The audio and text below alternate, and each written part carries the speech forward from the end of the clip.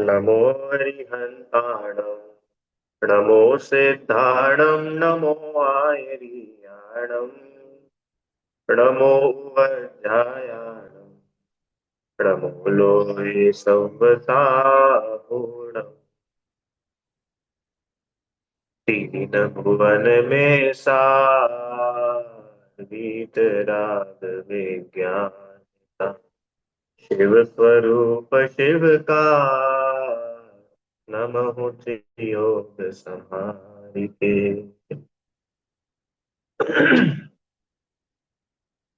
पंडित श्री दौलत राम जी द्वारा रचित ये छह ढाला ग्रंथ है। और इसकी चौथी ढाल का स्वाध्याय हम सभी लोग कर रहे हैं, जिसमें पिछली क्लास में हम लोगों ने क्या पढ़ा था कि करोड़ों जन्मों तक भी तप करे अज्ञानता के साथ में, तो वह जीव उतने कर्मों की निर्जरा नहीं कर पाता जितना एक ज्ञानी जीव तीन गुप्ती के माध्यम से क्षण भर में कर लेता है। फिर उसके साथ में ये भी पढ़ा था कि अनंतों बार इस जीव ने मुनि व्रत धारण किया। देखो, यहाँ अनंतों बार लिखा है तो इसका मतलब ये स्पष्ट है कि अज्ञानता के साथ लिया, क्योंकि ज्ञानी जीव को अनंतों बार मुनि नहीं बनना पड़ता। ज्ञानी जीव तो कुछ बार ही मुनि दीक्षा लेता है। ज्ञानी मतलब सम्यक दृष्टि, और उसका नियम से मोक्ष होता है। तो अनंतों बार लिखा है मतलब अज्ञानता सहित अनंतों बार जीव महाव्रत धारण करे, मुनि व्रत धारण करे, ग्रैवेक तक में जन्म ले ले, फिर भी आत्मज्ञान के बिना लेश मात्र भी सुख नहीं मिलता। तो भैया इस पांचवें छंद से क्या सीखने मिला? इससे ये सीखने मिला कि आत्मज्ञान का लक्ष्य होना चाहिए। जो भी हम कार्य करें वह सम्यक ज्ञान पूर्वक हो, आत्मज्ञान सहित हो। या तो आत्मज्ञान सहित हो या आत्मज्ञान के लिए हो। दो बातें हैं ना। हम पढ़ रहे हैं, क्यों पढ़ रहे हैं? या तो आत्मज्ञान सहित पढ़े अथवा आत्मज्ञान के लिए पढ़े। कोई तीसरी बात नहीं होना चाहिए। अगर आत्मज्ञान कहो चाहे सम्यक दर्शन कहो, ये मेन है बिल्कुल। क्योंकि इसको आप हटा देंगे, अगर इसको हम सेंटर में नहीं रखेंगे, तो हमारा सारी पढ़ाई, हमारा सारा व्रत, सारे तप, सारी तपस्या, सारी पूजा, उनका कुछ भी लाभ नहीं मिलेगा। और आत्मज्ञान सहित जो कुछ होगा उसका बहुत विशेष लाभ मिलेगा। तो ऐसे अभी तक ये पांच छंदों में ज्ञान की महिमा तक अपन लोग आए थे। अब आज अपन को छठा छंद प्रारंभ करना है, ज्ञान के दोष और मनुष्य पर्याय आदि की दुर्लभता। ठीक है, आइए छंद का पाठ करते हैं। छठा छंद। ताते जिनवर कथित तत्व अभ्यास करीजे, संशय विभ्रम मोह त्याग आपो लख लीजे। यह मानुष पर्याय सुकुल सुनि जिन वाणी, इह विध गए न मिले सो मणि जो उदधि समानी। शुरू की दो लाइन का अर्थ अपन आज समझेंगे। ताते, ताते मतलब इसलिए, मतलब ऊपर वाले छंद से कनेक्टेड है। ताते मतलब क्यों बोला कि भैया अनंतों बार मुनि दीक्षा भी ले लो तो भी सुखी नहीं हो पाओगे अगर आत्मज्ञान नहीं है। तो इसीलिए, मतलब ऊपर वाले छंद में क्या बोला था कि करोड़ों जन्मों तक तप करो, अनंत बार मुनि भी बन जाओ, तो भी लाभ नहीं होगा। इसीलिए क्या करो? देखो यहाँ क्या लिखा, इसीलिए जिनवर कथित, जिनेन्द्र भगवान द्वारा कहे हुए तत्व का अभ्यास करीजे, अभ्यास करो। दौलत राम जी ने एक मार्ग भी बताया है साथ में। क्या बताया?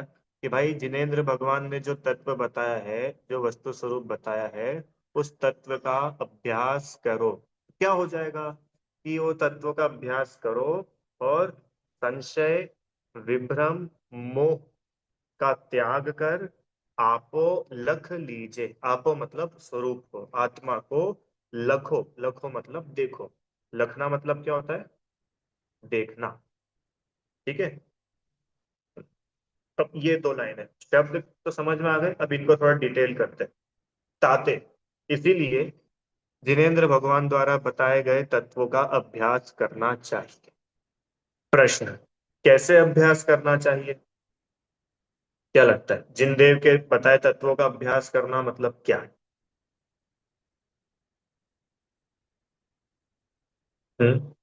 माला फेरना। आत्मा, आत्मा, आत्मा, आत्मा, आत्मा, ऐसा माला फेरने का नाम है क्या? नहीं भैया, वो तो नहीं। अच्छा, तो फिर शास्त्रों को स्वाध्याय करने का नाम है क्या?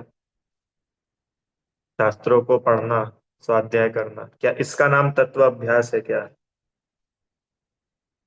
ये हो सकता है, ऐसा आप लोग कह रहे हो। ठीक है। और ध्यान करना, मेडिटेशन करना, ये। चलो तो अब आज हम आपको बताते हैं तत्व अभ्यास क्या होता है, कैसे किया जाता है। क्यों? क्योंकि तत्व अभ्यास मेन बात है। तत्व अभ्यास मतलब जो जिनेंद्र भगवान ने तत्व, वस्तु स्वरूप, जीव आदि, प्रयोजन, भूत तत्व, ये जो बातें हैं, इनका जब तक हम अभ्यास, अभ्यास मतलब क्या होता है, अच्छा बताओ, अभ्यास मतलब? अभ्यास मतलब प्रैक्टिस। अरे, सिंपल लैंग्वेज में अभ्यास मतलब क्या? प्रैक्टिस। जैसे कोई डॉक्टर होता है तो डॉक्टर अभ्यास करता है ना, अभ्यास करता मतलब भाई प्रैक्टिस करता है। तो वो अभ्यास करते करते करते उनको ऑपरेशन करना आ जाता है। तो ऐसे ही तत्व का अभ्यास करते करते क्या होता है, तत्व का निर्णय होता है। और तत्व का निर्णय, इसी का नाम सम्यक दर्शन, सम्यक ज्ञान। ठीक है। अब आज हम लोग वो प्रोसीजर पढ़ने वाले हैं। मैंने इसलिए भी मैसेज डाला था ग्रुप पर कि आज थोड़ा इंपॉर्टेंट विषय अपन देखेंगे। आज अपन ये प्रोसीजर देखने वाले हैं कि तत्वाभ्यास कैसे किया जाए। क्योंकि हम में से बहुत, सभी लोग चाहते ही है ना। अच्छा, अपने में से कौन तत्वाभ्यास करना नहीं चाहता है? एवरीवन वांट्स टू डू तत्वाभ्यास। पर तत्वाभ्यास होता क्या है, बोलते किसको है? जैसे अभी मैंने आपसे पूछा कि आत्मा, आत्मा की माला फेरे, मैं आत्मा हूँ, मैं आत्मा हूँ, मैं आत्मा हूँ, मैं जीव हूँ, मैं जी, मैं ज्ञाता दृष्टा हूँ, मैं जानने वाला, ऐसे माला फेरने का नाम है? या शास्त्रों को रोज पढ़ने का नाम है? भैया हम तो सुबह 4 बजे से उठ करके पहले प्रथमान योग पढ़ते, फिर द्रव्यान योग पढ़ते, हम करणान योग भी पढ़ते, ऐसे चारों अनुयोगों को पढ़ना, क्या ये तत्वाभ्यास है? क्या है? तो पढ़ते चलो, अब मैं ज्यादा सस्पेंस नहीं बनाता हूँ, सीधा विषय पे आते हैं अपन। आइए, सबसे पहले अपन यही मोक्ष मार्ग शास्त्र के आधार से ही चलेंगे। पहले मैं आपको, ये मोक्ष मार्ग प्रकाशक जी ग्रंथ अपने सामने है, और इसका पेज नंबर है 17। ठीक है। इसमें श्रोता का स्वरूप है। इसको अपन थोड़ा सा पढ़ेंगे तो अपने को एक इंसाइट मिलेगा कि तत्वाभ्यास मतलब क्या। रुचि आंटी सुनिएगा। अब श्रोता का स्वरूप, श्रोता कौन है, अपन लोग कौन है सब? श्रोता, श्रोता मतलब सुनने वाला। श्रोता, वक्ता मतलब बोलने वाला, अपन सब श्रोता ही है। श्रोता का स्वरूप भली होनहार है। इसलिए इस जीव को ऐसा विचार आता है कि मैं कौन हूं, मेरा क्या स्वरूप है। यह चारित्र, चारित्र माने ये जो मेरे साथ जो कुछ भी हो रहा है, अच्छा बुरा, ये परिवार मिला, ये घर मिला, ये संयोग मिले, ये सब कैसे बन रहा है, ये जो मेरे भाव होते हैं, इन भावों का मेरे को क्या फल लगेगा।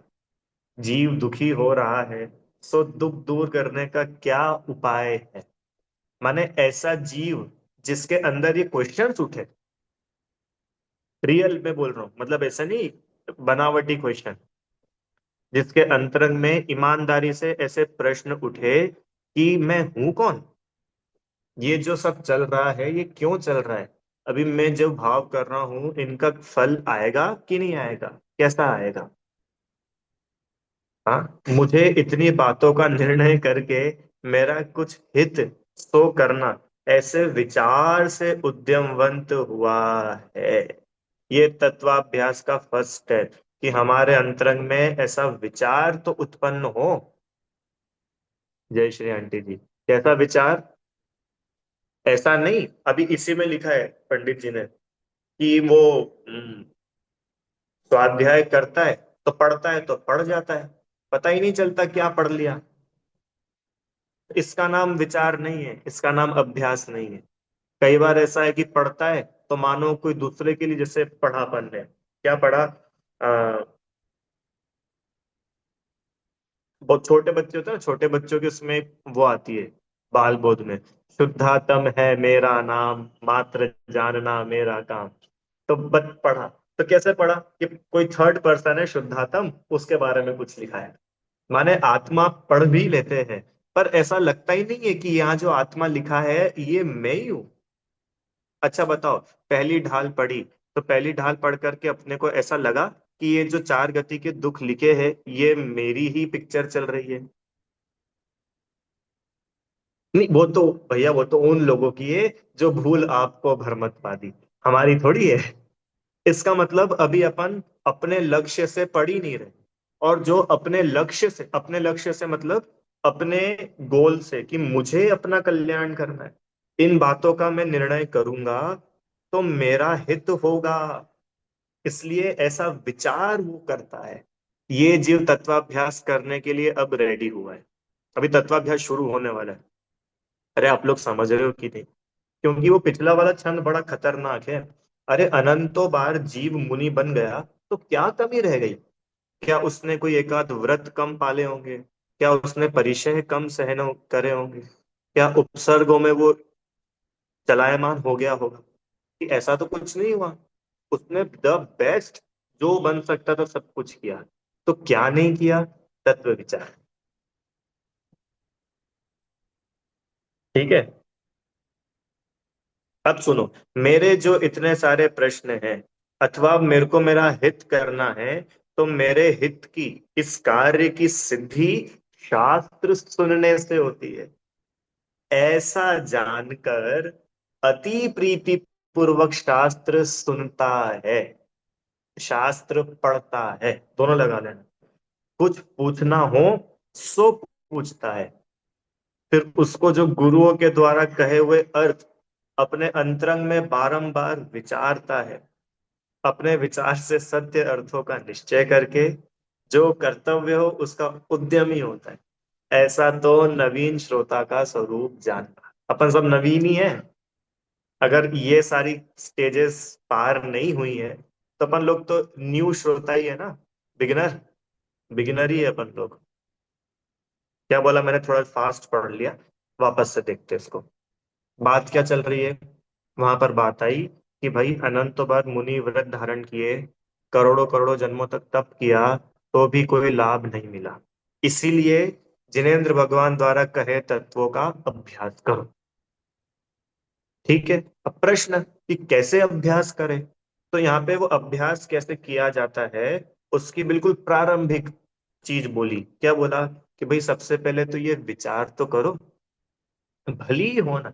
ऐसे जीव की बहुत भली होनहार है जिसको ये एक थॉट भी आता है, एक बार जिसको ये एक विचार आता है, मैं कौन हूं।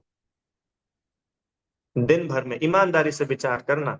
दिन भर में अपन सुबह से लेकर के काम करते रहते, सुबह जल्दी उठते हैं, सफाई करते हैं, पानी छानते हैं, बच्चों को स्कूल भेजते हैं, पूरा सारा भोजन बनाते हैं, घर का काम करते हैं, बाजार का काम करते हैं, परिवार का सारे काम करते हैं। इन सारे कामों के बीच में दुकान जाते हैं, दुकान चलाते हैं। क्या इन सब के करते हुए एक आध बार भी अपने को ये क्लिक होता है, मैं कौन हूं, कि मैं ये क्यों कर रहा हूं, मैं ये मेरा क्या स्वरूप है?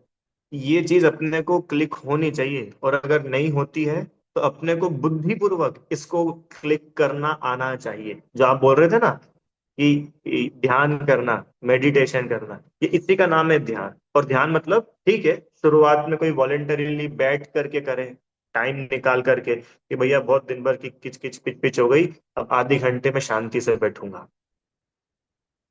और शांति से बैठूंगा तो मैं ये विचार तो करूं एटलीस्ट कि मैं कौन हूं। तो भैया क्या होगा, इससे सम्यक दर्शन हो जाएगा क्या? कि नहीं, सम्यक दर्शन नहीं होगा, पर तुम्हें अपने बारे में विचारने के कुछ क्षण मिलेंगे, कुछ अवसर मिलेगा।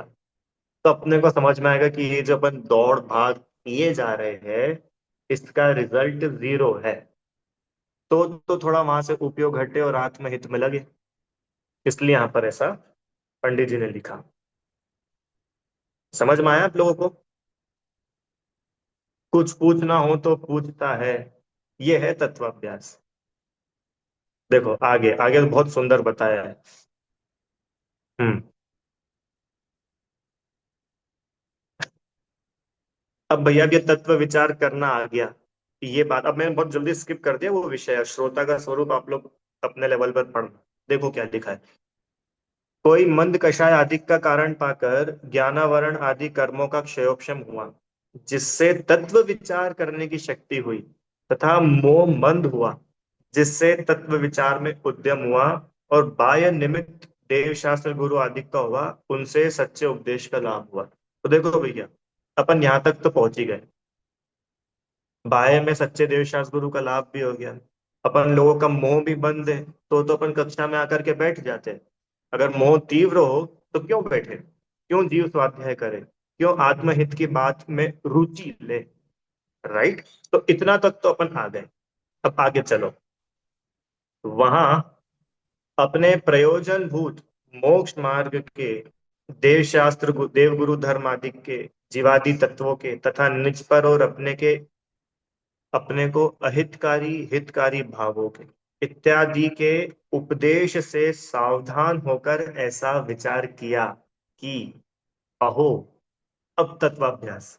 अहो, अभी ये सब हो गया ना, कि भैया अपने को देवगुरु धर्मादिक भी मिल गए, जीवादिक का स्वरूप भी समझ लिया, निज पर का भी समझ लिया। माने ये सारा का सारा उपदेश अपने को सुनने को मिल गया। अब आगे बोल रहे कि भैया ये उपदेश सुनने को मिला। अब ये सब तो अपने को पहले नहीं मिला क्या? क्यों? अरे जब अनंतो बार मुनि बन चुके हैं, आपको पता है, अनंतो बार मैं, आप, अपन लोग समो शरण में जा चुके। क्या बोल रहा हूँ? 10 बार 20 बार नहीं, 100 50 बार नहीं। क्या? अनंतो बार ये जीव समो शरण में गया। समो शरण में गया तो उसने सुना नहीं होगा क्या कुछ? क्यों? जैसे अभी आप लोग मेरे मुख से सुन रहे हो, और यही आप किसी व्रति के मुख से सुनो, और वही आप किसी मुनिराज के मुख से सुनो, और वही आप साक्षात अरिहंत देव से सुनो। कितना अंतर है। तो ये बोल रहे कि साक्षात अरिहंत देव की वाणी भी हम अनंतों बार लाइव, लाइव कौन सा लाइव? ये जूम वाला लाइव नहीं, असली वाला लाइव समझ शरण में बैठ करके सुन चुके हैं। फिर भी हमारा काम नहीं हुआ। क्यों नहीं हुआ? कि सिर्फ सुना, और सुन करके ऐसे कपड़े झटकार करके आ गए। जैसे ही जावाणी के ज्ञान से हुआ, तो भैया मंदिर की बात मंदिर में, चलो अब घर। क्यों? इसलिए नहीं हुआ। इसलिए दौलत राम जी ने इतना अमेजिंग वर्ड लिखा, ताते जिनवर कथित तत्व अभ्यास। उन्होंने नहीं लिखा कि तत्वों की पढ़ो, तत्वों की रीडिंग करो, तत्वों का अभ्यास करो। अभ्यास 24 घंटे होता है। सही बताइएगा। किसी बच्चे को आईआईटी क्रैक करना है, उसका गोल है कि भैया मेरे को आईआईटी में एडमिशन लेना है, तो वो आईआईटी के एडमिशन का उसका जो अभ्यास है, वो 8वीं कक्षा से शुरू हो जाता है कि नहीं? हाँ, इसको बोलते हैं अभ्यास। वो पढ़ भी रहा है ना किसी कोचिंग में जाकर के, तो वो आईआईटी के लिए। वो भोजन भी कर रहा है ना, आई उसको पूरे समय आईआईटी दिख रहा है। इसका नाम है, वो 24 घंटे चलने वाली प्रोसेस, उस प्रोसेस का नाम है अभ्यास। समझ में आ रहा है कि नहीं आ रहा है? ऐसा नहीं कि सिर्फ मंदिर में भैया 8:30 से 9:30 की क्लास है तब तो बहुत बढ़िया, और जैसे ही जिनवाणी स्तुति हुई तो चलो अब घर का काम निपटाओ। देखो क्या लिखा है यहाँ पे, रीता आंटी। इत्यादि उपदेश से सावधान होकर ऐसा विचार किया कि अहो, मुझे तो इन बातों की खबर ही नहीं। मैं भ्रम से भूलकर प्राप्त पर्याय में ही तन्मय हुआ, परंतु इस पर्याय की तो थोड़े ही काल की स्थिति है, तथा यहाँ मुझे सर्व निमित्त मिले, इसलिए मुझे इन बातों को बराबर समझना चाहिए, क्योंकि इनमें तो मेरा ही प्रयोजन भाषित होता है। ऐसा विचार कर जो उपदेश सुनना, उसको निर्धार करने का उद्यम किया। समझ में आया पैराग्राफ जो मैंने रीड किया? बहुत मार्मिक है ये, देखो वापस से। किन जीवों की बात चल रही है कि भैया जिसने, जिसको सब कुछ मिल गया। अच्छा, जिसको कुछ नहीं मिला वो तो अभी तो और दूर है। अभी तो बोल रहे कि भाई जिसको देव शास्त्र गुरु मिल गए, ये जिनवाणी सुनने मिल गई, सात तत्व क्या है, स्व क्या है, पर ये सब उसको समझने सुनने को मिल गया। अब आगे वो ऐसा विचार करे कि ओहो, मुझे तो इन बातों की खबर ही नहीं थी। कभी आप लोगों को ऐसा लगा, ओहो, अरे मेरे को तो ये पता ही नहीं था? अरे लौकिक में भी। अभी नहीं समझ, उदाहरण देता हूँ। अब एकदम क्लिक नहीं हो रहा है, फिर भी सोच सुनना। हम्म।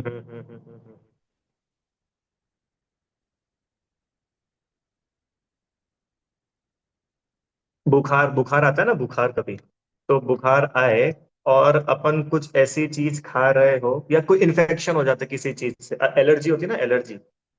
कि भाई हम तो चीकू खाते थे, और फिर वो हमने जब टेस्ट कराया तब पता चला कि प्रॉब्लम कुछ नहीं थी, वो चीकू खाते थे ना, उससे एलर्जी होती थी, उससे परेशानी होती थी। तो जैसे ही वो रिपोर्ट सामने आई, तो क्या निकलता है, अरे अपने को तो ये पता ही नहीं था। है, मैं यूं ही उसके पीछे दौड़ा जाता था, मेरे को मैं उसको यूं ही इतना खाता था। पर अब पता चला तो क्या हुआ? अब पता चला तो क्या हुआ कि भैया अब उसको छोड़ने का अब उद्यम करेगा कि नहीं करेगा? ऐसे ही अभी तक तो मेरे को ये मालूम ही नहीं था कि जीव भी कुछ होता है, अजीव भी कुछ होता है। मेरे को तो अभी तक ये कुछ पता ही नहीं था क्या, कि भगवान भी बना जा सकता है, सुखी भी हुआ जा सकता है। मेरे को तो इनकी खबर ही नहीं थी, क्योंकि मैंने तो इनको सुना ही नहीं था। बड़े भाग्य से तो मेरे को ये सब सुनने को मिला, सिर्फ सुनने भर मिला। और मैं तो भ्रम से, जो ये मेरे को पर्याय मिली, मैं इसको ही अपना मान करके इसमें तन्मय हो रहा हूँ। इसका नाम है तत्वाभ्यास। मतलब सच्ची ईमानदारी से अपने को ये विचार करना चाहिए। पर्याय सबको अलग अलग पर्याय मिली ना, किसी को स्त्री की, किसी को पुरुष की। तो हम अपने को स्त्री ही मान बैठते हैं, हम अपने को लड़का ही मान बैठते हैं। तो बोल रहे हैं कि भैया ये सात तत्व पढ़े, तो उसके बाद ये विचार उत्पन्न होए कि भैया मैं अपने को भ्रम से डैश डैश डैश मान बैठा। अब वो dash dash fill in the blanks सब अपना अपना भरो। मैं अपने को भ्रम से लड़का मान बैठा, मैं अपने को भ्रम से सुंदर मान रहा हूँ। प्राप्त पर्याय में तन्मय। प्राप्त पर्याय मतलब जो पर्याय अपने को मिली हुई है, प्रेजेंट। तन्मय मतलब इसी में मैं एक ही हो गया। अब ये बहुत ब्लंडर मिस्टेक है। अब वो जो मुनिराज है ना, अनंतो बार मुनिव्रत धार ग्रेवक उपजायो, वो क्या मिस्टेक कर रहे हैं? वो ये मिस्टेक कर रहे हैं कि जो पर्याय मिली है उसी में तन्मय हो रहे हैं। मैं बहुत ज्यादा तप कर लेता हूँ, मैं बहुत ज्यादा उपसर्गों को सहन कर लेता हूँ, मैं महीनों महीनों तक के उपवास कर लेता हूँ, मेरे में इतनी, मतलब वो जो शरीर की सामर्थ्य है, उससे ही अपनी आत्मा की आइडेंटिटी बना ली। इसको बोलते हैं प्राप्त पर्याय में तन्मय। समझ में आया? परंतु इस पर्याय का तो थोड़े ही काल की स्थिति है। अब ये पर्याय, मैं तो इसी में, इसमें तन्मय रहा, मतलब कि मेरा सुबह से लेकर रात तक सिर्फ इसी में निकल जाता है। इसको खिलाने में, इसको हेल्दी रखने में, इसको फिट रखने में, इसको अच्छा दिखाने में, मेरा पूरा टाइम, पूरी एज, पूरी आयु इसी में निकलती है। पर ये पर्याय तो थोड़े ही काल के लिए मिली है। अच्छा, और मेरे को सारे निमित्त मिले, सारे निमित्त मतलब देव शास्त्र गुरु सब कुछ तो मिल गया, क्या नहीं मिला? इसके लिए मुझे इन बातों को बराबर समझना चाहिए, क्योंकि इनमें तो मेरा ही प्रयोजन भाषित होता है, किसी दूसरे के लिए नहीं। ये जो बातें हैं, इन बातों में अपना ही मतलब है। अगर थोड़े सेल्फिश भी हो, तो सेल्फिश व्यक्ति क्या करता है? आप किसी सेल्फिश से मिले हो, सेल्फिश स्वार्थी, किसी स्वार्थी से मिले हो आप कभी? वो क्या करता है कि भैया उसका मतलब हो तो वो तो 10 बार वहां चला जाए, और उसका मतलब ना हो तो वो पूछे भी नहीं। अरे होते कि नहीं होते? परिवार में कई लोग ऐसे नहीं होते क्या? भैया उनका मतलब होगा तो वो तो 10 10 बार आ जाएंगे, और उनका कोई मतलब, उनका काम निकल गया, तो फिर तो निकल चले। तो वो स्वार्थी तो गलत है।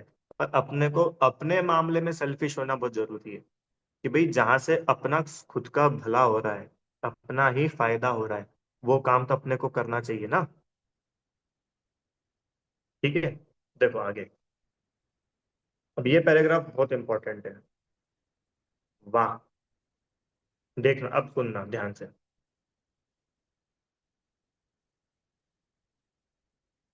ये ऊपर का थोड़ा सा मैं स्किप कर रहा हूँ। चलो नहीं, पूरा ही पढ़ लेते। चलो, ये भी पढ़ ले, फिर 3 लाइन पे छोड़े। वहां उद्देश्य, लक्षण निर्देश और परीक्षा द्वारा इनका निर्धार होता है। इसलिए पहले तो उनका नाम सीखे, वह तो उद्देश्य हुआ। तो नाम तो सीख लिया कि नहीं सीख लिया? कि भैया सीख लिया, हमने तो एग्जाम भी दे दी। सीख लिया ना नाम। कि भैया जीव, अजीव, वासरव, बन, संवर, निर्जरा, मोक्ष, पुण्य, पाप, जीव, पुद्गल, धर्म, अधर्म, आकाश का। ये जितनी पढ़ाई कराई जाती है ना बाल बोध की, वो ऐसे ही नहीं कराई जाती है। उसके पीछे उद्देश्य, पर्पज है, कि भैया चलो इतना तो सीख लिया। तो भाई नाम वगैरह तो हम लोगों ने सीख लिया। फिर उनका लक्षण जाने। फिर ऐसा संभवित है कि नहीं, ऐसा विचार सहित परीक्षा करने लगे। आगे देखो। वहां नाम सीख लेना और लक्षण जान लेना, यह दोनों तो उपदेश के अनुसार होते हैं।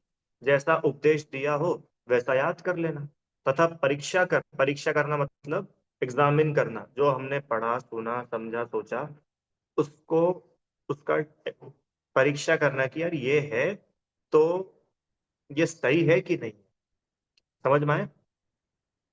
परीक्षा करने में तो अपना विवेक चाहिए। तो देखो आगे ये बात, विवेक पूर्वक एकांत में अपने उपयोग में विचार करे कि, सुनो, जैसा उपदेश दिया वैसा ही है या अन्यथा है। सच्ची में अभी अपन लोग जितनी भी बातें मानते हैं ना शास्त्रों की, उसमें से मैक्सिमम, मैक्सिमम विदाउट परीक्षा रहती है। अपन बस मान लेते हैं। क्यों? कि भाई शास्त्र में लिखा है इसलिए मान लो। सीता आंटी, या भैया इतने बड़े लोग बोल रहे हैं, इतने बड़े ज्ञानी लोग बोल रहे हैं तो मान लो। क्यों? ये तो सही है ना। कि भैया आप बोल रहे हो, आप झूठ थोड़ी ना बोलोगे। अब आप बोल रहे हो आत्मा होता है तो ठीक है, हम मान लेते हैं आत्मा। अरे इसका नाम सम्यक ज्ञान नहीं है। अभी अपन वो 3 दोष पढ़ने वाले हैं, संशय, विभ्रम, मोह। वे बोल रहे हैं कि भैया देखो, अपन ने 7 तत्वों के नाम पढ़ लिए, उनके लक्षण भी जान लिए, कि भाई जो जानता देखता है वो जीव, जिसमें ज्ञान दर्शन नहीं होता वो अजीव। सब जान समझ लिया। अब उसके बाद व्हाट नेक्स्ट? ये बहुत इंपॉर्टेंट पॉइंट आ रहा है, कि अब विवेक पूर्वक एकांत में अपने उपयोग में ऐसा विचार करे। क्या? कि भैया जैसा इन्होंने उपदेश दिया है वैसा है या अन्यथा है।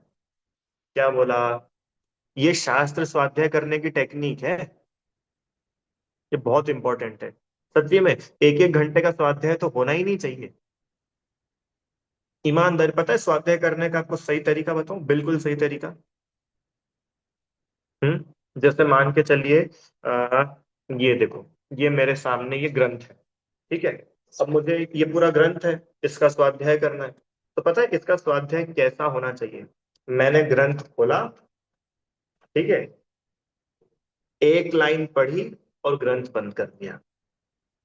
है, इतना सा स्वाध्याय भैया, हमारा तो 1 घंटे का नियम था। अब 1 घंटे तक क्या करेंगे हम? कि रुको तो सही।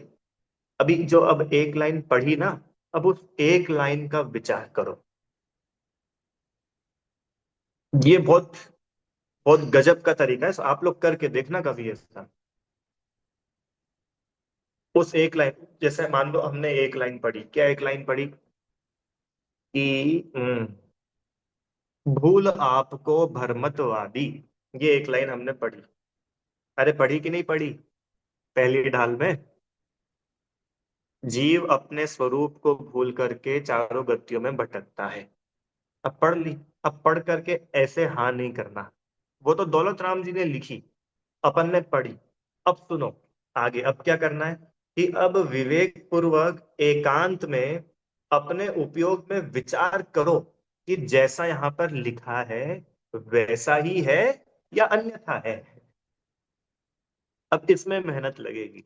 अभी एक्चुअली अपने को कैसा है ना, पका पकाया सब कुछ चाहिए। अब हम अपन मेंटल एक्सरसाइज नहीं करना चाहते। इसके लिए 50-50 साल लोग बोलते हैं ना कितनी बार कि भैया इनसे तो अच्छा अपन ही है।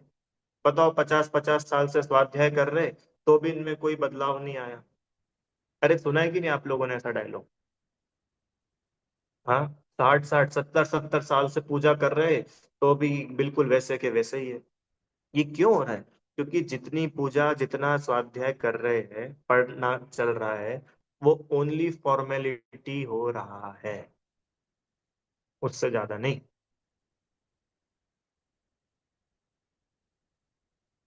इसलिए यहाँ पर लिखा कि भाई जो भले एक लाइन पढ़े, एक पैराग्राफ पढ़े, एक पेज पढ़े, अब उसके ऊपर रिटर्न वर्क करना चाहिए, एक्सरसाइज करना चाहिए, सच्ची में करना चाहिए। और आप करके देखिए ना ईमानदारी से, आपको बहुत फायदा होगा। सच्ची में देखो, मैं तो सामने ही रखी है मेरी डायरी। मैं इसमें लिखता हूँ, दिख रहा है आपको लिखा हुआ? ये मैं लिखता हूँ इसमें, एक एक चीज, एक लाइन पढ़ी, एक पैराग्राफ पढ़ा, ग्रंथ बंद किया, अपनी डायरी खोली, अब उस बारे में अपने को क्या लग रहा है उसको लिखो। इसका नाम है तत्वाभ्यास। नहीं तो करोड़ों जन्मों तक मुनि बन जाएंगे और आत्मकल्याण नहीं होगा।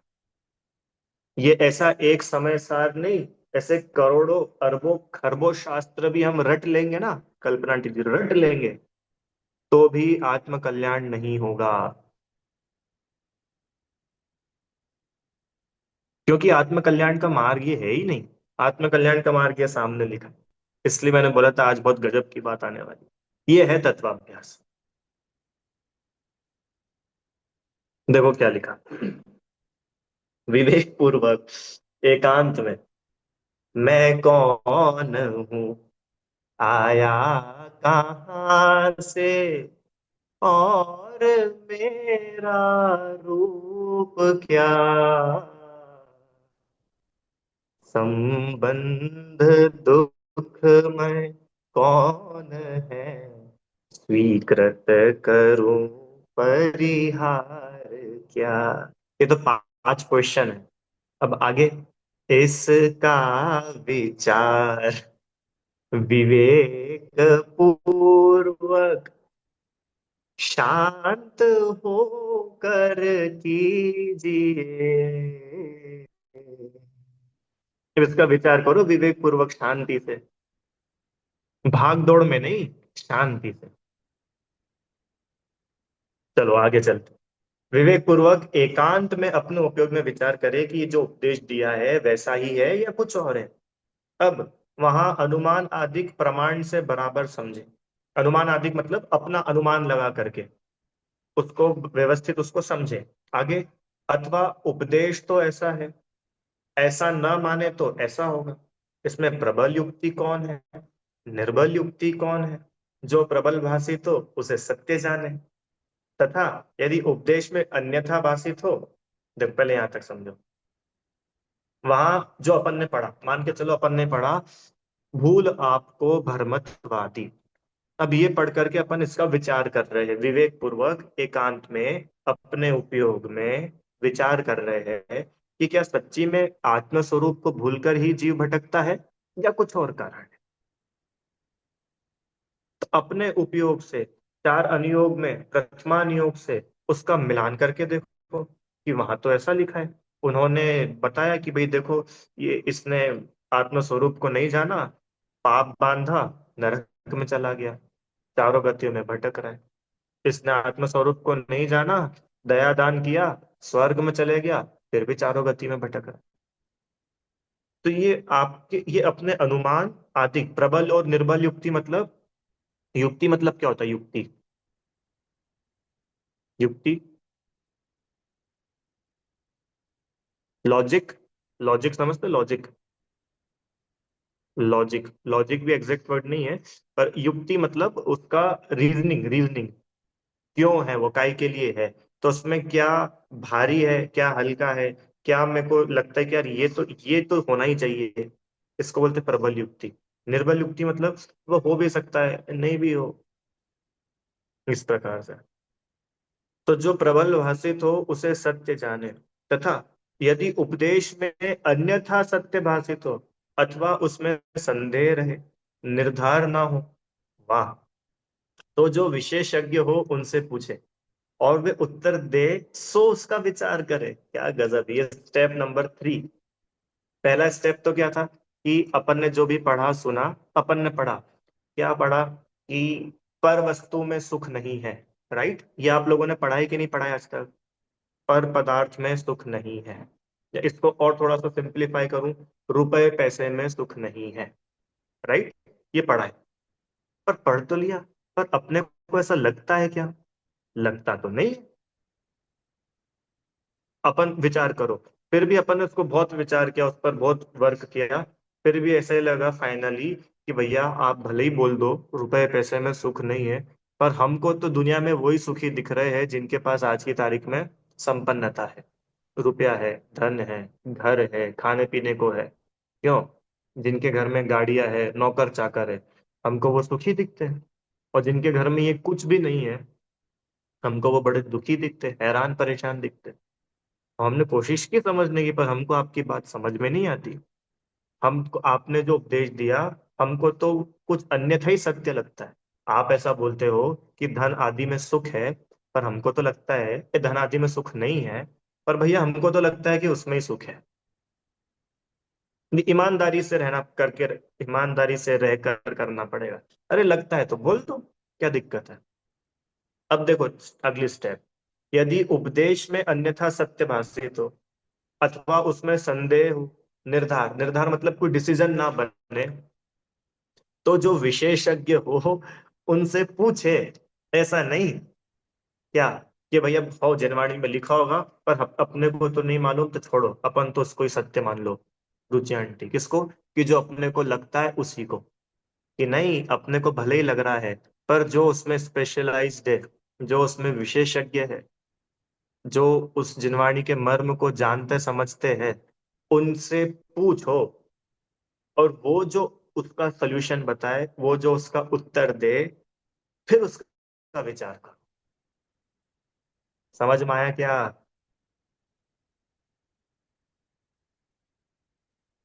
कि भैया आपने बताया था, हमने उसके बारे में फिर सोचा, फिर भी हम कहीं ना कहीं तो लग रहा है कि धन आदि में सुख तो है।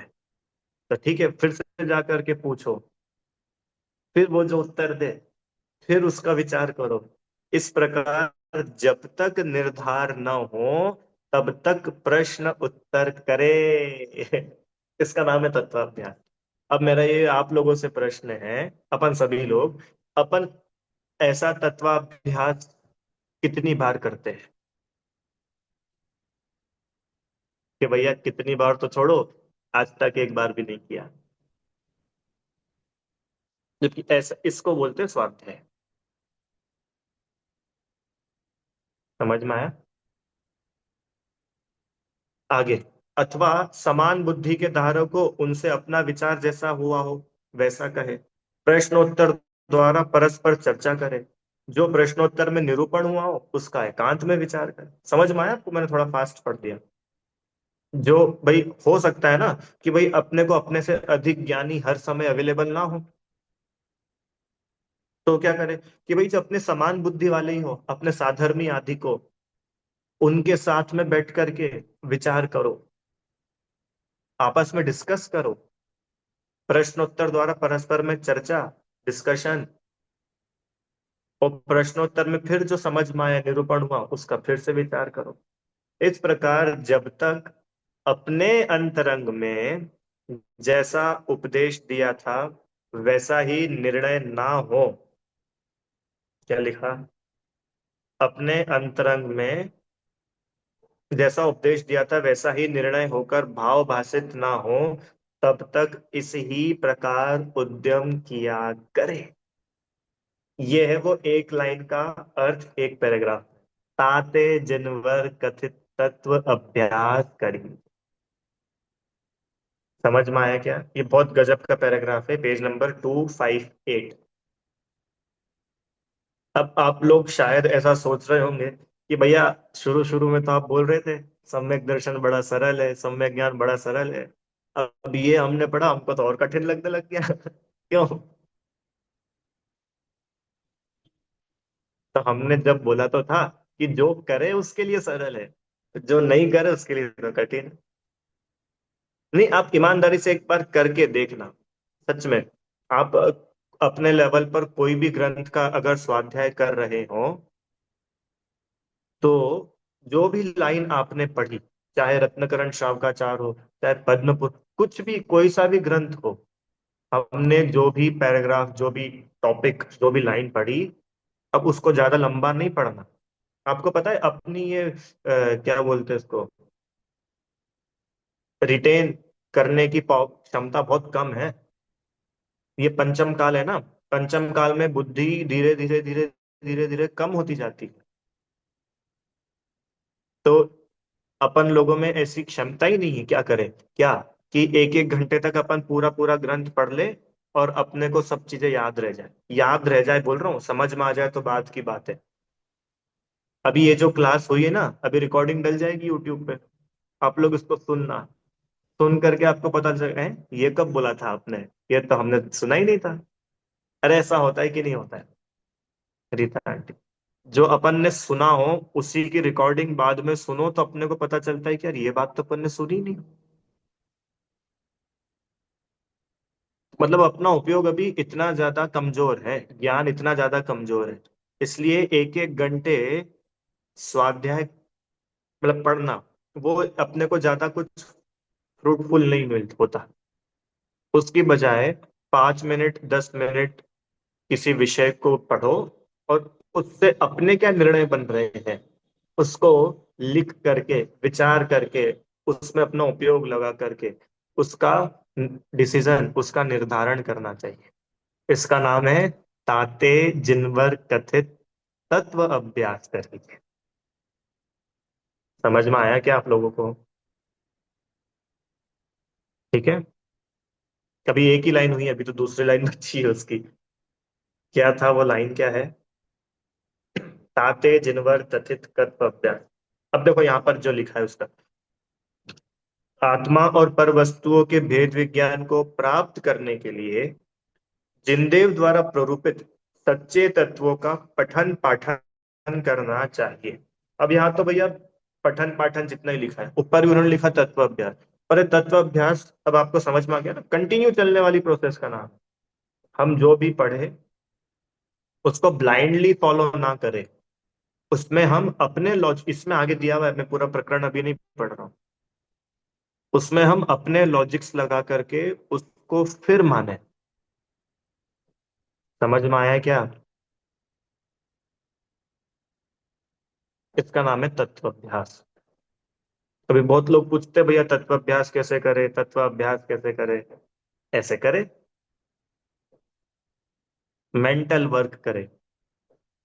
ठीक है, चलो इतना ही रखते हैं। भी कोई प्रश्न हो किसी को तो आप पूछ लीजिए।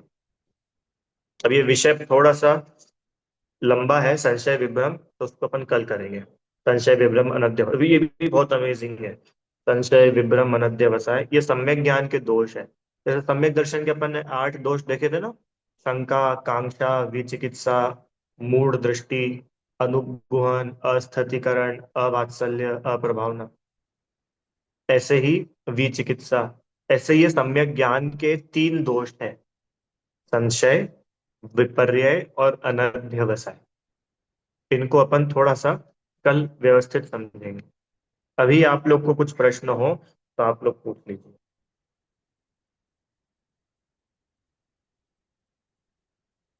नहीं है? अच्छा, आप लोग पहले भी एकांत में विचार करोगे, फिर समझ में नहीं आएगा तो पूछो। हाँ, ऐसे करो तो फिर काम का है।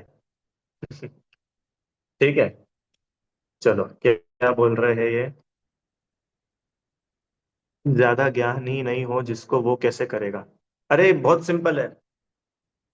इनका प्रश्न है कि भैया जिसको ज्यादा ज्ञान ही नहीं हो, जो इतनी जिसकी लॉजिकल रीजनिंग करने की कैपेबिलिटी ना हो, वो ये सारे काम कैसे करेगा?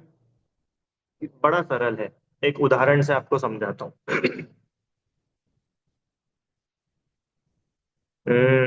बच्चा होता है, बच्चा 1.5 साल 2 साल का बच्चा।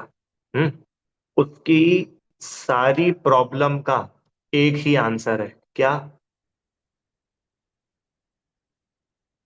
खिलौना चाहिए। आंसर क्या है? कौन ला के देगा? पापा। मम्मी। अरे, 2 साल के बच्चे की सारी प्रॉब्लम्स का आंसर कौन है? बताओ। कौन है? पड़ोसी अंकल? कि नहीं, पर अब वो 2 साल का बच्चा निर्णय कर सकता है क्या कि मेरे लिए क्या हितकर है और मैं किसकी शरण में जाऊं? 2 साल से के बच्चे से कम अपनी बुद्धि तो नहीं है ना? अपन क्यों नहीं कर सकते? मंजू आंटी जी, प्रश्न समझ में आया कि नहीं? जब वो 2 साल का बच्चा निर्णय कर सकता है कि नहीं, अच्छा बताओ। हम्म। कि मेरे को भूख लग रही है और खाना मम्मी के पास से मिलेगा तो मम्मी के पास जाऊंगा। थोड़े और बड़े हो जाते हैं ना बच्चे, 4-5 साल के, 6 साल, 8 साल के, तो उनमें इतनी बुद्धि आ जाती है क्या कि ये वाला काम मम्मी से निकलेगा तो मम्मी के पास जाता है, ये वाला काम पापा से निकलेगा तो पापा के पास जाता है। करता है कि नहीं बच्चा? तो वो बच्चा जब जिसमें उसको अपना मतलब दिखता है, उस काम में वो लग सकता है। अरे, होता है कि नहीं होता, बताओ ना आप लोग।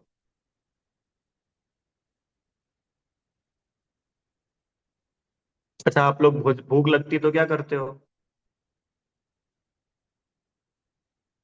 खाना खाते हो? डांस नहीं करते? टीवी नहीं देखते कि भैया इन सब से थोड़ा ना पेट भरेगा?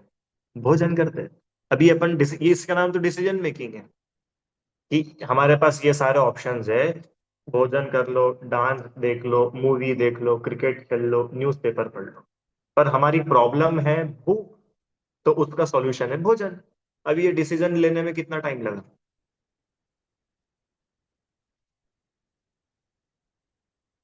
क्यों? क्योंकि अपने को ये निर्धार है कि भूख भोजन से मिटेगी, बाकी से नहीं। ऐसे ही जो जीव को ये निर्धार होवे मतलब वो निर्धार करने के लिए देखो, थोड़ा तो आपको उसमें डिवोशन देना पड़ेगा। और डिवोशन भी कैसा? कि ईमानदारी से हम उसमें लगे कि क्या सही है और क्या गलत है। बस ये डिवोशन के साथ में जीव उसमें लगे तो उसको नियम से अल्प समय में आत्मोपलब्धि होती ही होती है। ठीक है। चलो भाई, क्या आया है मैसेज? 4-5 भाव में मुनिराज को मोक्ष होगा ही होगा, पर आगम में आपने बताया ऐसा नहीं। नहीं, 4-5 भाव में नहीं, देखो, मैंने बोला ना कि जो सम्यक दृष्टि है वो जीव अधिक से अधिक इसमें पढ़ा था मैंने, देखो आपको एक मिनट बताता हूँ। सेकंड ना।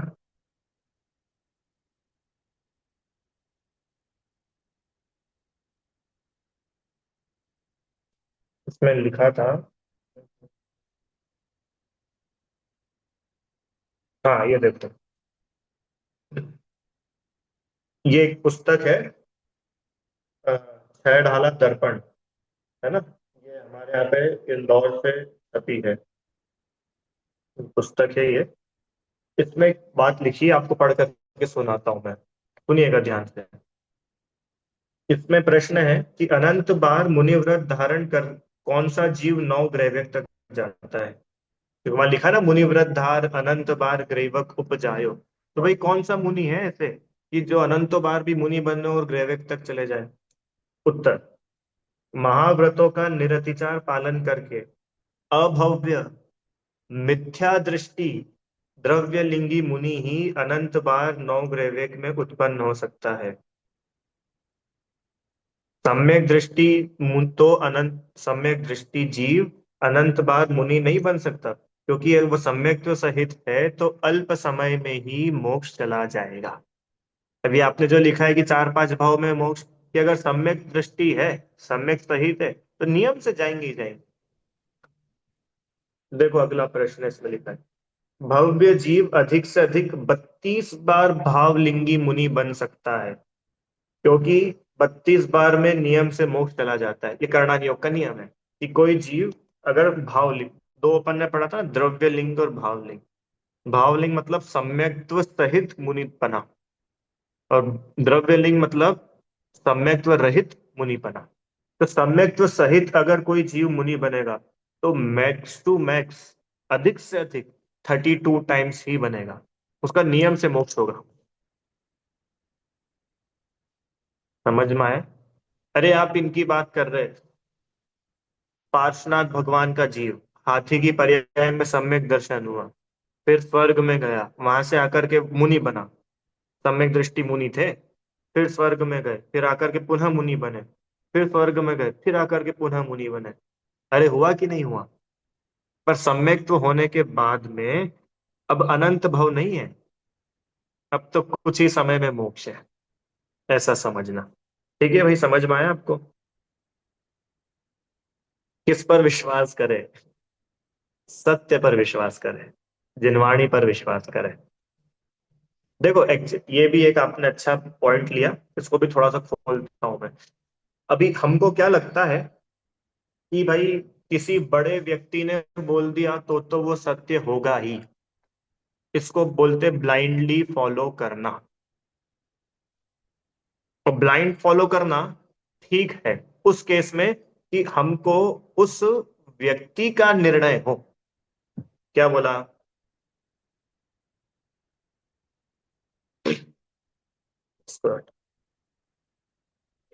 ब्लाइंडली फॉलो करना इसका मतलब, जैसे आपने लिखा ना कि भैया फिर किसकी बात को सत्य माने, कि बहुत सरल सी बात है कि कभी किसी को ब्लाइंडली फॉलो नहीं करना चाहिए।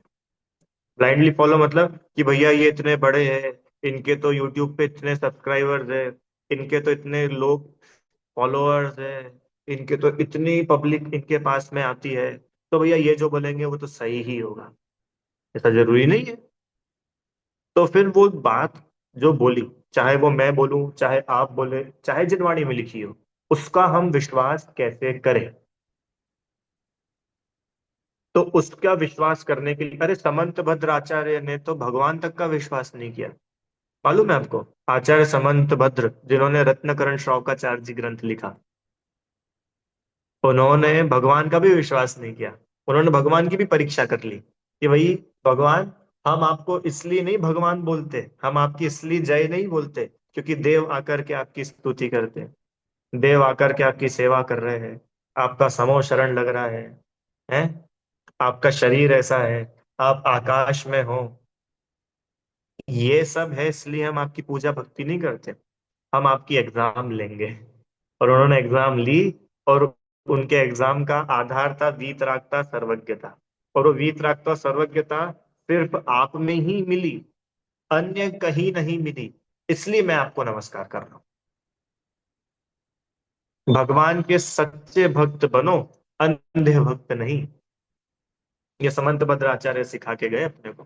तो जब भगवान के विषय में ही उन्होंने इतनी बड़ी बात करी, तो ऐसा ही जिनवाणी में भी समझना, गुरु में भी समझना, सब में समझना।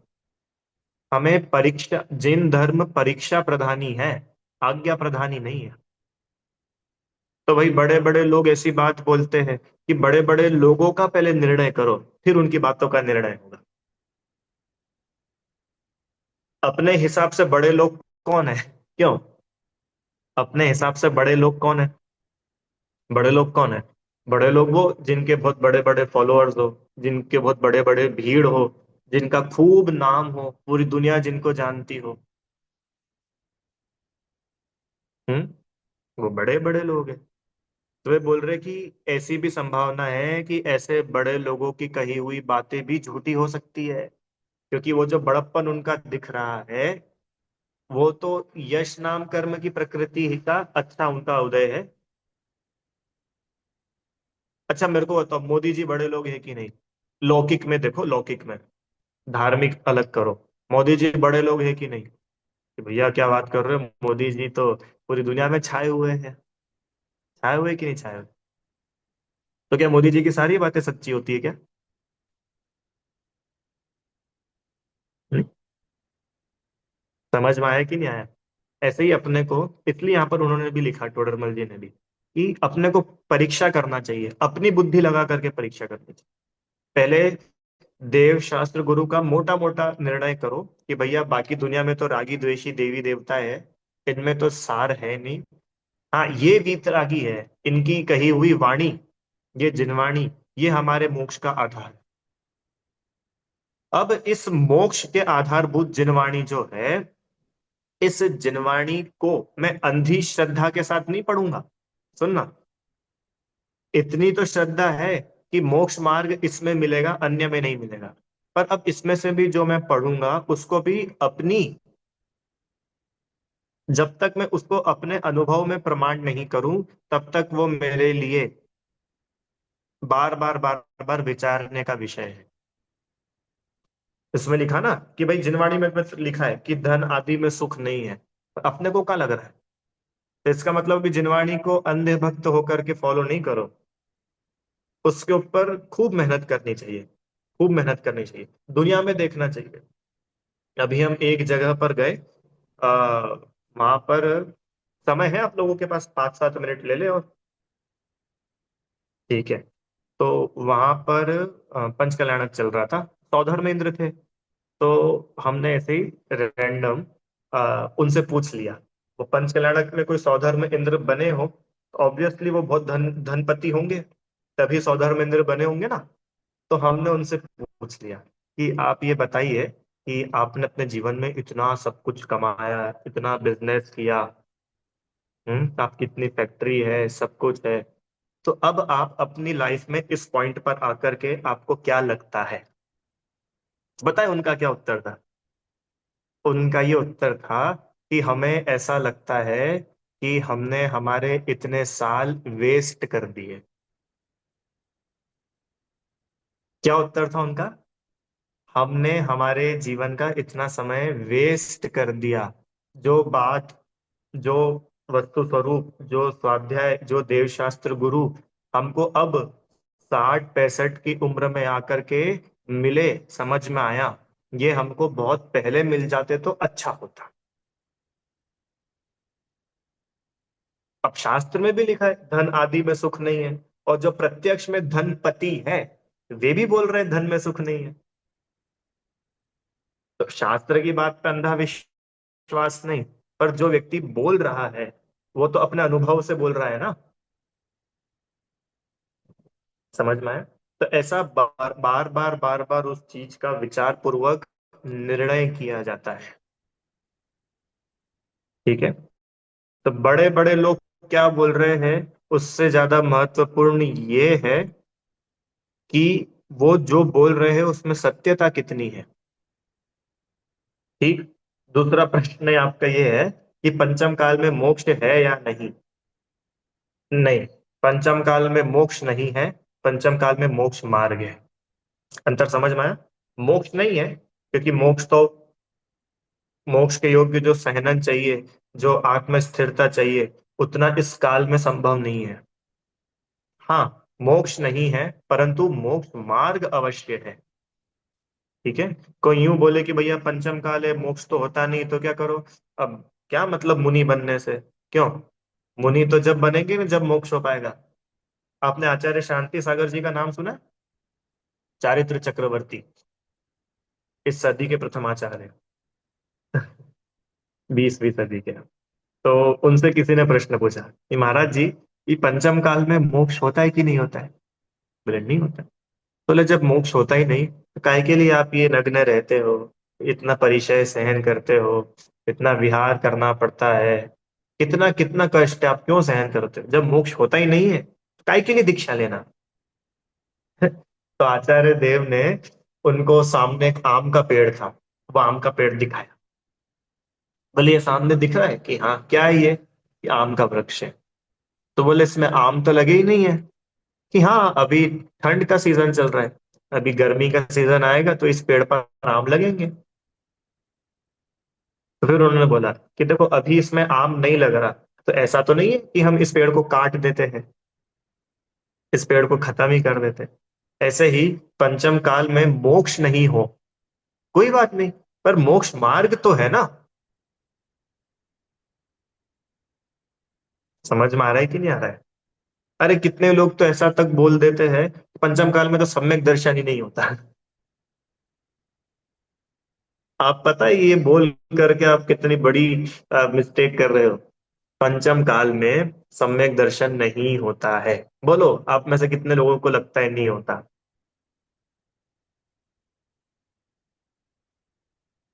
कि पंचम काल में सम्यक दर्शन नहीं होता, तो जितने मुनिराज है ना, कौन, दर्शन आचार्य से लेकर के कुंद कुंद आचार्य तक, और कुंद कुंद आचार्य से लेके आगे तक, इन सबको आपको मानना बंद करना पड़ेगा आज, क्योंकि वो सब पंचम काल में हुए हैं।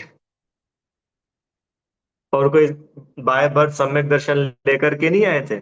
पंचम काल में नियम से मिथ्या दृष्टि लोग पैदा होते।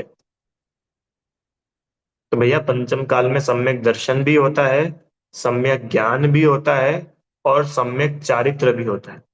बस इतना है, सम्यक चारित्र पूर्ण रूप से नहीं होता।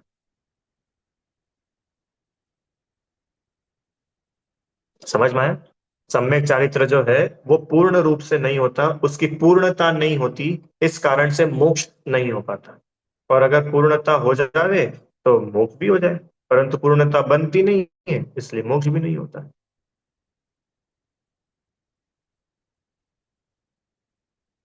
क्या लिखा है आपने, मेरे को समझ नहीं आ रहा। मैं अनम्यूट करूं, आप बोल करके बोल दीजिए अपना प्रश्न।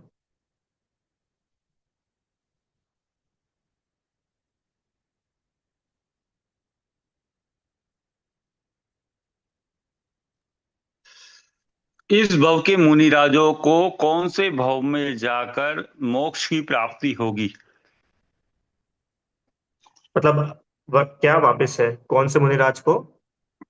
इस पंचम काल में जो मुनिराज हैं उनको कौन से भव हम्म। में जाकर मोक्ष की प्राप्ति होगी? अच्छा, ठीक है। वो तो भैया जो भी मुनिराज है उनका सबका अपनी अपनी साधना पे डिपेंड करता है। कोई मुनिराज ऐसे भी हो सकते हैं कि जिन्होंने अभी पंचम काल में मुनि दीक्षा ली, पर पूर्ण रत्नत्रय की प्राप्ति ना कर सके, तो आगामी भाव में, जैसे मान के चलिए यहाँ से स्वर्ग जाए और स्वर्ग से आकर के मनुष्य होकर के मोक्ष चले जाए। कोई हो सकता है 3 भाव बाद मोक्ष जाए, और कोई ऐसे भी हो सकते हैं कि जो अनंत काल तक भी मोक्ष ना जाए। अब ये थोड़ी खतरनाक बात आ गई कि क्या बात कर रहे हो भैया, अनंत काल तक भी नहीं जाए? कि हाँ, अभव्य जीव का मोक्ष नहीं होता, वो मुनि बन सकता है। तो हम किसी को देख करके अंदाजा नहीं लगा सकते कि भैया ये फलाने महाराज जी, इनका एक काम करो, 2 भाव बाद मोक्ष। और ये वाले महाराज जी है, इनका 3 भाव बाद मोक्ष। और ये कुंद कुंद आचार्य है, इनका 3 भाव।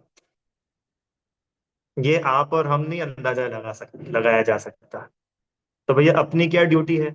अपनी ड्यूटी ये है कि वीतरागी निर्ग्रंथ दिगंबर मुनिराज है,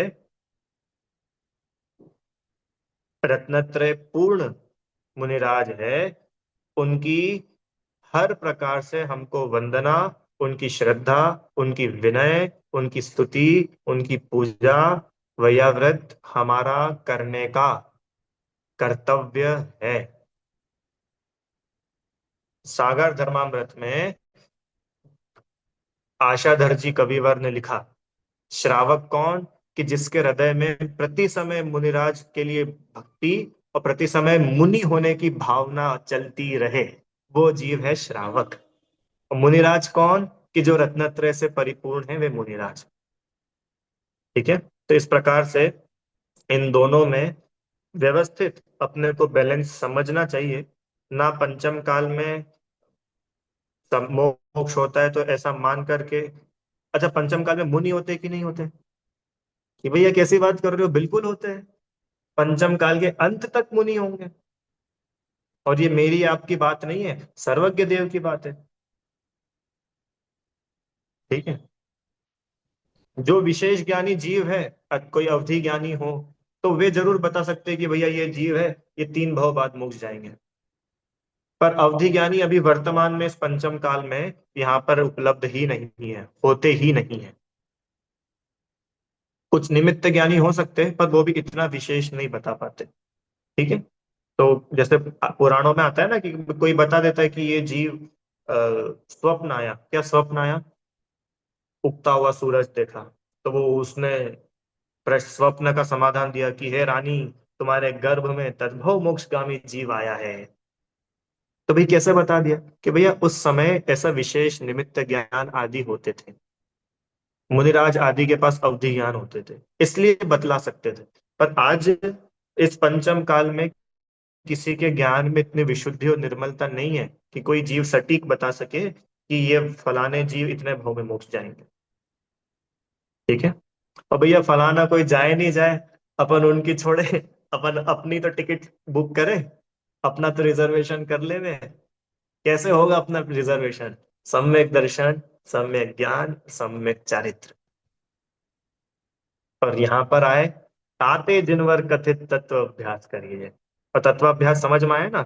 मात्र ग्रंथों को पढ़ना ही नहीं, उसमें जो पढ़ा उसका अवधारण करना। ठीक है। चलिए, और कोई प्रश्न रह गया है क्या किसी का? बढ़िया। समझ में आया ना आप लोग को? विषय तो समझ में आया। अभी बहुत अच्छा विषय, संशय विपर्य अनध्यवसाय, बहुत अमेजिंग आने वाला है आगे। बहुत आनंद वाली आएगा। उसको अपन और कल देखेंगे। विदेह क्षेत्र आदि में तो चतुर्थ वहाँ काल परिवर्तन होता ही नहीं है, इसलिए वहां से मोक्ष जाने का द्वार हमेशा खुला ही है। ठीक है। अच्छा, कोई जीव ऐसा भी बोले कि भैया देखो, यहाँ पर तो अपन क्या करेंगे, बढ़िया खूब मजे करो, मौज करो, अभी यहाँ से हम आयु पूरी करके विदेश क्षेत्र जाएंगे और फिर वहां मुनि बनकर के मोक्ष चले जाएंगे। उसको बोलेंगे अरे सुन, तेरे अभी यही धर्म करने के परिणाम नहीं है, तू वहां क्या धर्म करेगा? कोई चौथे काल, अपन ने पंच परावर्तन पढ़े थे ना, अनंतों बार हमने चौथे काल के हर एक समय में जन्म लिया है। ठीक है। तो अपने को इस बात का दृढ़ निर्णय करना चाहिए, विचार पूर्वक। क्या? कि जो जिनेन्द्र भगवान ने वस्तु स्वरूप बताया है, तत्व बताया है, वह इस ही प्रकार है या नहीं। और अगर अपने को अंतरंग से भाषित हो ना ईमानदारी से कि इस ही प्रकार है, तो अब अपने को उसकी प्राप्ति के लिए जुट जाना चाहिए, उसमें सर्व समर्पण होना चाहिए। इसका नाम है तत्वाभ्यास। ठीक है। चलिए, जनवाणी स्तुति। हे जिनवाणी भारती, तो ही जपू दिन रैन। जो तेरी शरणागरे, सो पावे सुख चैन। जा वाणी के ज्ञान से, सूझे लो कालो। सो वाणी मस्तक नमो, सदा दे तुम ढो।